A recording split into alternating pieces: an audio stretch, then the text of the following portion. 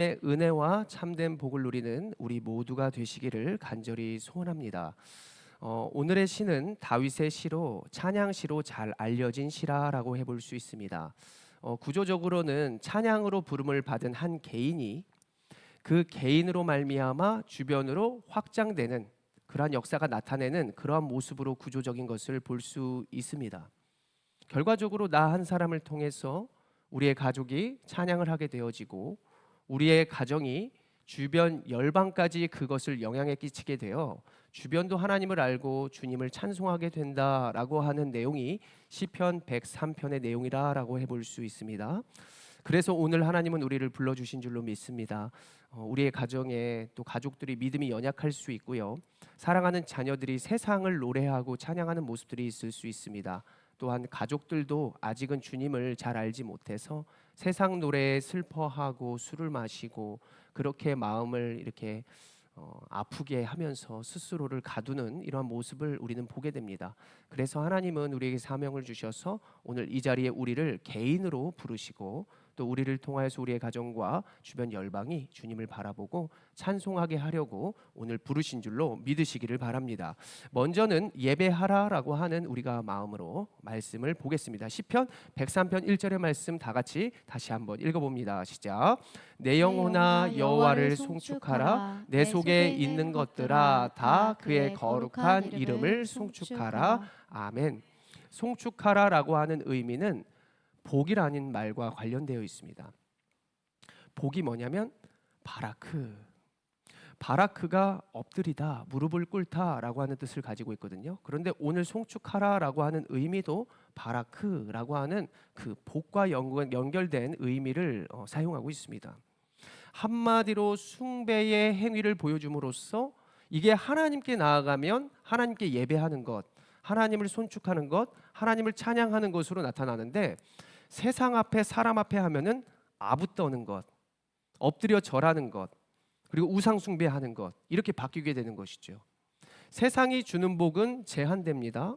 물질을 100만 원 주겠다, 100만 원을 줍니다. 그리고 운동한 만큼 건강을 줍니다. 그런데 그렇게 제한된 모습에서 우리가 하나님께로 돌리면 그 위에 계시는 하나님이 모든 것들을 움직여 주셔서 그보다 더 값진 것을 주신다라고 하는 것으로 이해해 볼 수 있죠. 그래서 우리가 항상 그것보다 더 높은 곳을 나아가기를 원하잖아요. 이 산을 정복하면 더 높은 산을 정복하기 원하는 것입니다. 그렇다면 우리가 무엇을 예배해야 하겠습니까? 세상에 나와 동일한 사람, 아니면 세상에 나보다 한 걸음 위에 있는 사람, 그리고 세상에 사람이 만들어 놓은 우상, 그런 것에 바라크를 하는 것만큼 어리석은 것이 없겠죠. 우리가 그것이 어리석고 그리고 잘못됐다라고 하는 그런 것들을 세상을 살면서 많이 느낄 것인데 그것은 언제냐? 남이 이렇게 아부하는 걸 보는 거예요. 이렇게 우상이 사람이 막 만들었어요. 우리는 조각하는 것도 보고 있어요. 근데 조각을 딱 마치니까 사람들이 거기에다가 동전을 올려놓고 이렇게 하는 모습을 우리가 계속해서 만든 것을 지켜본다. 그러면 우리는 그게 되게 어리석다 느낄 거예요. 아까 이렇게 머리 살짝 벗겨진 사람이, 아니면 아까 이렇게 수염이 덥수룩한 사람이 칼로 조각했는데 그것을 이야 이러면서 멋있다라고 이렇게 그 사람이 만들고 갔단 말이에요. 근데 어떤 사람이 와서 막 우상처럼 이렇게 예배하는 모습을 처음부터 끝까지 우리가 봤다면 그것이 굉장히 어리석고 그리고 사람이 만들었다는 걸 알았기 때문에 나도 만들 수 있겠는데? 라고 하는 마음을 느끼게 될 수 있다는 것이죠. 하나님이 우리에게 성경을 주신 이유는, 하나님이 우리에게 예수님을 허락하신 이유는 그것을 알게 하시려고 하는 것입니다. 성경을 보시면 많은 우상 숭배의 모습이 나오죠. 가장 백성들이 먼저 만든 우상이 무엇이냐? 금송아지. 세상의 것을 만듦으로 말미암아 그들은 사람이 만들었다는 걸 알면서도 하나님이 눈에 보이지 않으니까 계속해서 눈에 보이는 화려한 완전한 그런 제물로 만들어진 우상으로 말미암아 그들이 또 예배하는 모습을 우리가 이 말씀을 통해서 보게 됩니다. 보게 되는 이유는 뭐냐면 태초부터 누가 우리를 창조하였는지, 그리고 우리의 선배들이 무엇에 우상 숭배하였는지, 이 처음부터 끝까지 모든 상황들을 알게 하여 주심으로 우리가 참된 분에게 예배할 수 있도록 말씀을 주시고 예수님을 허락하셨다라고 하는 의미로 우리는 이해해 볼 수 있겠습니다. 잘 생각해 봅시다. 우리가 어떤 사람들에게, 어떠한 물건에게 예배하고 계십니까? 바라크는 무릎을 꿇다 그랬습니다. 무엇에 무릎을 꿇었습니까? 저 군대 다닐 때 선임들한테 무릎 꿇었습니다. 물론 억지로 무릎을 꿇었지만 그 억지로 무릎 꿇으면서 무릎을 꿇으면 선배들이 괴롭히지 않고 무릎을 꿇으면 먹을 것을 주기 때문에 또 억지로 무릎을 꿇었던 것 같아요. 처음엔 싫어서 무릎을 꿇지만 그것에 복종하면서 당연한 것처럼 여겨지더라. 그러니까 우리가 살면서 무엇에 우상 숭배하고 바라크하느냐라고 생각해 봤을 때 우리 다 바라크하는 것이 있다는 것입니다. 음식에, 재물에, 사람의 무릎을 꿇다. 그것이 다시 말해 여호와를 오늘 송축하라가 아니라 세상을 송축하고 있다라고 우리는 생각해 볼 수 있습니다. 복의 근원이 누가 되어야 하겠습니까? 우리가 누구를 송축해야 하겠습니까? 오늘 시편 16편을 볼 것인데요. 16편 앞으로 가서요. 16편 2절의 말씀을 한번 같이 읽어봅니다. 시작. 내가 여호와께 아뢰되 주는 나의 주님이시오니 주밖에는 나의 복이 없다 하였나이다. 아멘. 시편의 기자는요, 여러 가지 우상 숭배와 만연한 세상의 모습을 바라보면서 내가 참된 바라크, 그 복을 주시는 분은 하나님밖에 없구나라고 무릎을 꿇고 주님을 찬송하는 모습이 이곳에 나타나 있습니다. 오늘 이 자리에서 하나님께 예배하는 여러분들 진짜로 잘 무릎을 꿇고 있는 것이라는 사실로 믿으시기를 바랍니다. 이 자리에서 점검하는 것이죠. 내가 무엇에 안달나서 사는가? 내가 무엇 때문에 그 자들에게, 그 물건에게 내가 날마다 예배하면서 노래하면서 살아가는가? 이것을 잘 돌아보시면서 우리가 참된 하나님께만 소망을 두고 예배하는 여러분들 되시기를 간절히 소원합니다. 두 번째로 우리가 하나님께서 우리에게 이러한 예배 모습 가운데 회복까지 주신다는 사실을 알게 됩니다. 시편 103편 3절의 말씀인데요. 같이 읽어봅니다. 시작. 그가 내 모든 죄악을 사하시며 내 모든 병을 고치시며. 아멘. 회복이라는 것은 다시 돌려놓다입니다. 내 몸이 돌아갔다면 다시 돌려놓다. 오늘 하나님께서 또한 병을 고치신다라고 하는 고치심은 기회를 준다라고 하는 의미로 우리는 해석해 볼 수 있습니다. 지난 날을 돌아보면 많은 것이 후회가 되죠. 하나님 앞에 나오면 항상 회개하라라고 얘기를 하잖아요. 그것은 다시 한번 우리의 삶을 점검하라라고 하는 것입니다. 점검한 후에 하나님의 말씀을 들으면 쓰러진 우리가 다시 세워지고 그리고 고칠 수 없는 세상의 모습 가운데 내가 고칠 수 있게 되어지는 은혜를 누릴 수 있기 때문에 우리가 하나님 앞에 날마다 회개하라라고 하는 말을 하는 것입니다. 이 세상을 살면서 완전한 회복은 우리가 불가능할지는 모르겠지만 우리의 문제와 원인을 점검하게 됨으로써 우리가 할 수 없는 것들을 하나님께 의탁함으로 말미암아 우리는 회복되고 고쳐줄 수 있다는 사실을 꼭 기억하시길 바랍니다. 우리가 병원에 가면은 약을 처방받죠. 근데 약을 처방받는 가운데에서도 더 효과를 보려면 믿음과 확신이 있어야 한다. 그리고 믿음과 확신이라는 심리적인 것들이 작용할 때에 약이 더 처방이 잘 되고 효과가 빠르다는 것이 검사로 우리가 알게 되어집니다. 모든 세상 앞에서 우리에게 필요한 것은 믿음이라고 여겨지는데 여러분들이 살면서 정말 하나님 앞에 원인이 진단되었을 때 내가 정말 주님을 붙잡고 정말 믿음으로 살아가는가? 여러분들은 오늘 이것을 좀 돌아보시기를 원합니다. 여러분들 삼손을 아십니까? 그는 처음에 하나님 잘 믿었죠. 그 믿음으로 하나님께서 회복도 주시고 또 세워주시고 높아진 다음 그가 어떻게 살았습니까? 하나님을 위하여 살아야 하는데 자신을 위하여 자신의 영광을 위하여 나아가죠. 그래서 자신이 가진 것까지도 하나님께서 세우신 것까지도 다 잃어버리는 그러한 모습을 보여줍니다. 그래서 이방 여인에게 자신의 비밀을 말해주고 하나님과 은밀한 그 약속과 또 하나님의 능력을 그가 말을 하게 되죠.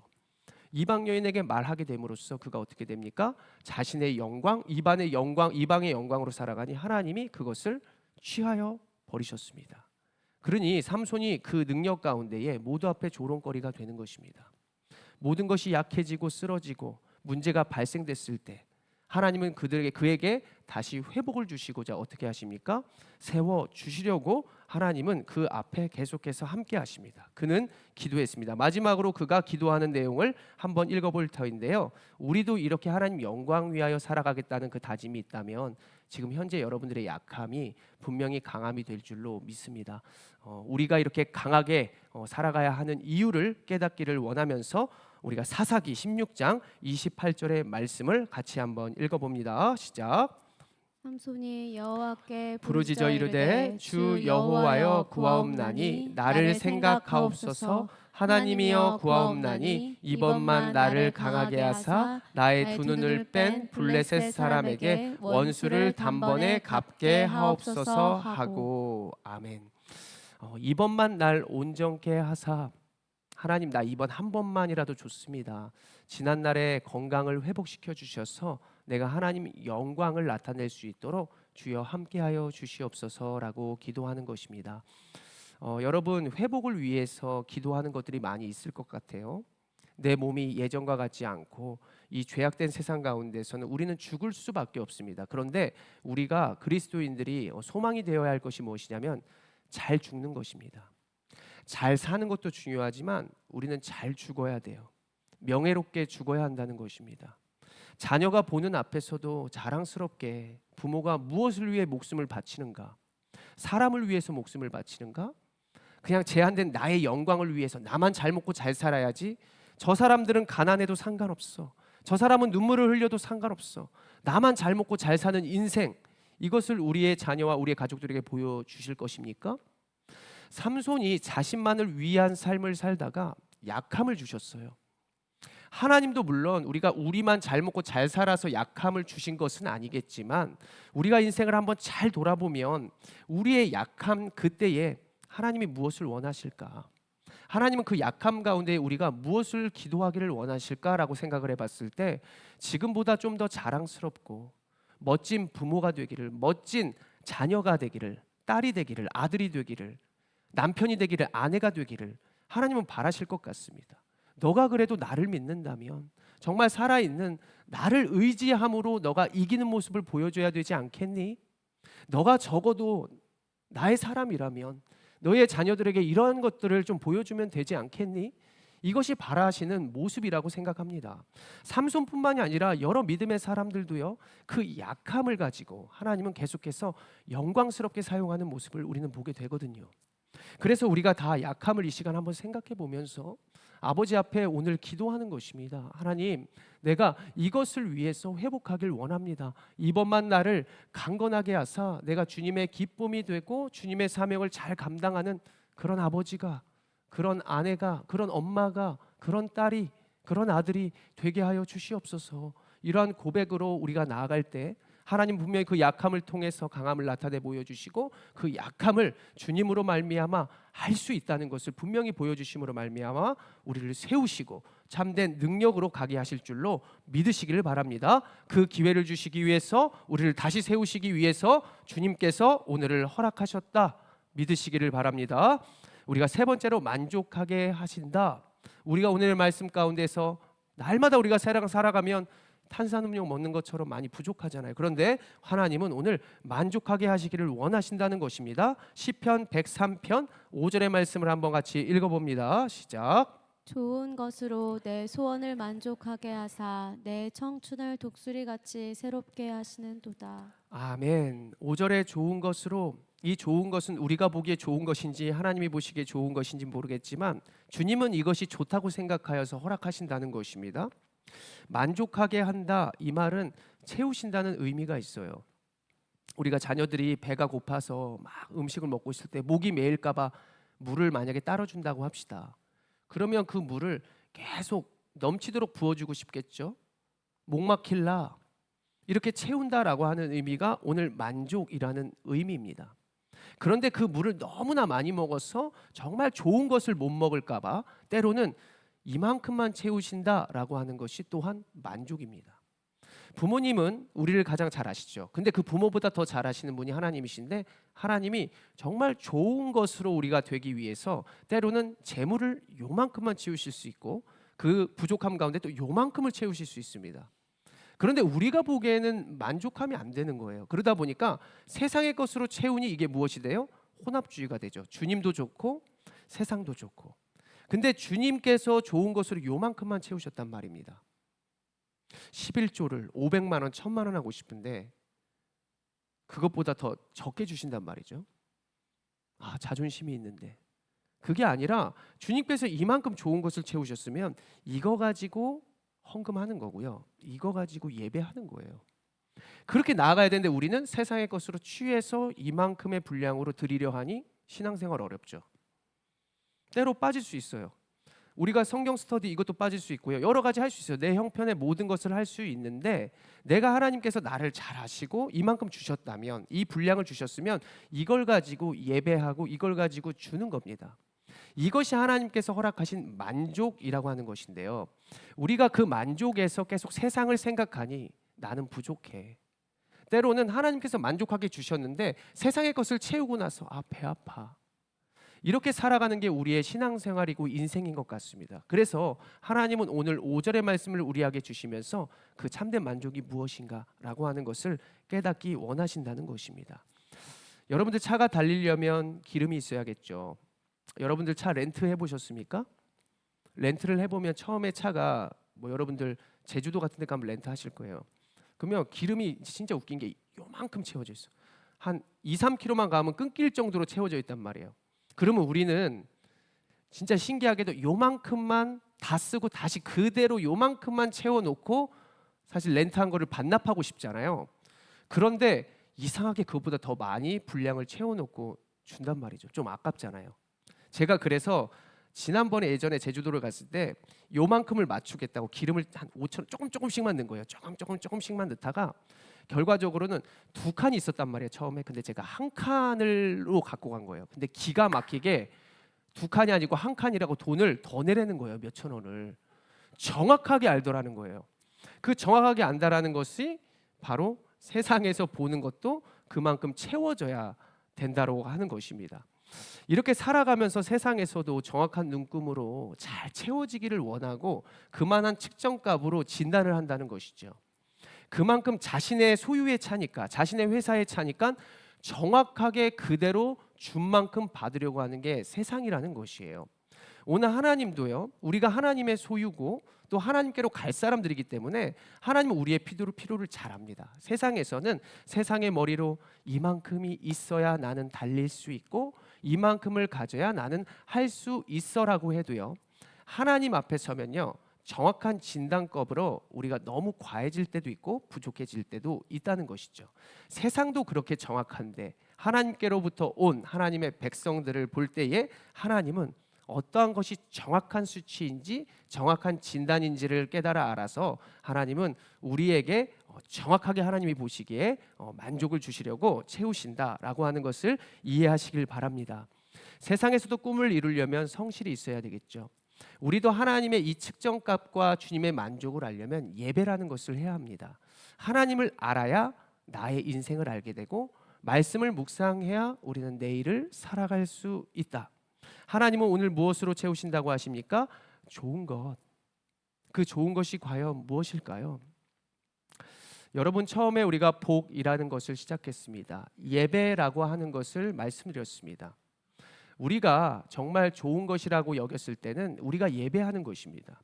그렇다면 우리가 이제는 하나님이라는 그 복의 근원을 알게 되었다면 하나님을 예배해야 우리에게 만족이 있게 되는 것이겠죠.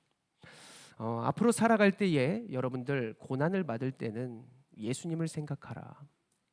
힘이 없을 때는 성령님을 의지하여라.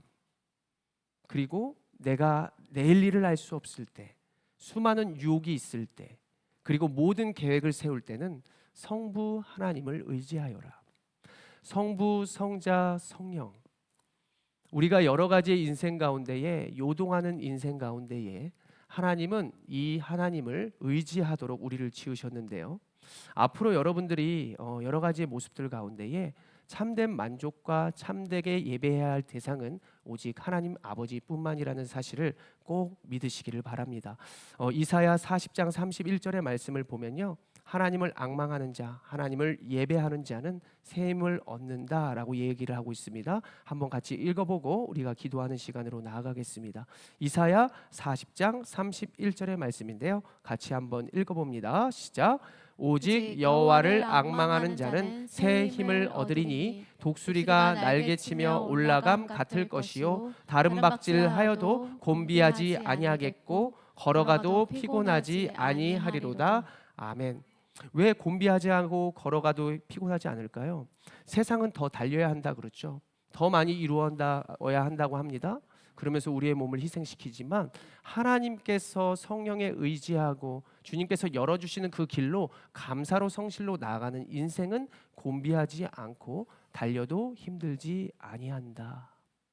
하나님의 말씀 안에 사는 사람들은 정확하게 나를 깨달아 알아 주님께서 허락하신 길로 한 걸음씩 나아갈 수 있게 되어지지만 세상을 의지하고 세상과 비교하고 세상의 만족으로 나아가는 자는 힘듭니다.